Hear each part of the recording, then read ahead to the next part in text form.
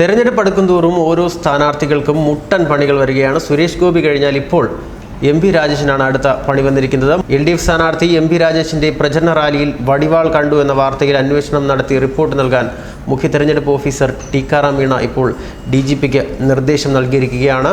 സ്വതന്ത്രവും നീതിപൂർവമായ തിരഞ്ഞെടുപ്പിന് ഇത്തരം നടപടികൾ വിഘാതം സൃഷ്ടിക്കുമെന്ന ആശങ്കയും DGPയെ അറിയിച്ചിട്ടുണ്ട്. ഈ സാഹചര്യത്തിൽ നടപടിയെടുക്കാതിരിക്കാൻ DGPക്കുമാവില്ല. MP രാജേഷിന്റെ തെരഞ്ഞെടുപ്പ് പ്രചരണ യാത്രയിൽ വടിവാൾ വീണ വീഡിയോ വലിയ രീതിയിൽ വൈറലായിരുന്നു. അതിനുശേഷമാണിപ്പോൾ ഇത്തരത്തിലൊരു നടപടി സ്വീകരിക്കാൻ ടിക്കാറാം മീണ പ്രചരണ റാലികൾ ആയുധം കൊണ്ടുപോകരുതെന്ന കാര്യമായ നിർദ്ദേശം ഉള്ളതാണ്. ഇത്തരം നടപടികൾ മാതൃകാ പെരുമാറ്റച്ചട്ടത്തിൻ്റെ ലംഘനമാണെന്നും അദ്ദേഹം വ്യക്തമാക്കുന്നു. സംഭവത്തെക്കുറിച്ച് നിയമാനുസൃതമായ നടപടി സ്വീകരിക്കണം എന്നാണ് ഇപ്പോൾ ടിക്കാറാം മീണ വ്യക്തമാക്കുന്നത്. റിപ്പോർട്ട് ഉടൻ സമർപ്പിക്കാനും ടിക്കാറാം മീണ ലോക്നാഥ് ബെഹ്റയോട് നിർദ്ദേശിച്ചിട്ടുണ്ട്.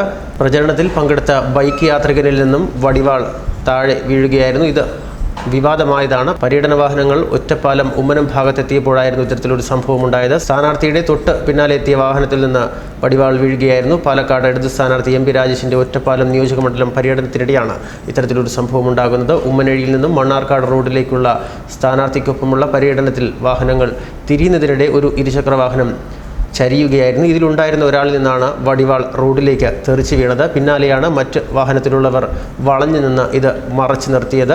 ഈ സാഹചര്യം വലിയ വിവാദമായിരുന്നു. വടിവാളുമായി സംഘം പര്യടനം തുടരുന്ന ദൃശ്യങ്ങളും വീഡിയോയിൽ കാണാമായിരുന്നു. സ്ഥാനാർത്ഥികളുടെ പര്യടനം മൊബൈലിൽ പകർത്തിയ നാട്ടുകാർക്കെല്ലാം ദൃശ്യങ്ങൾ ലഭിച്ചിരുന്നു. ആയുധവുമായി സ്ഥാനാർത്ഥികൾക്കൊപ്പം സഞ്ചരിച്ചതിൽ അന്വേഷണം വേണം എന്ന ആവശ്യം നേരത്തെ ഉയർന്നിരുന്നതാണ്.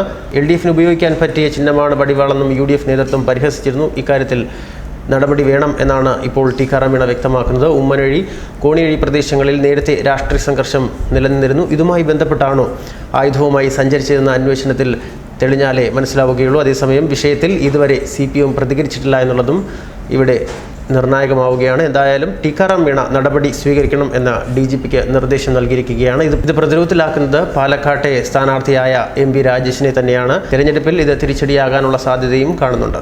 ന്യൂസ് ഡെസ്ക് മലയാളി വാർത്ത.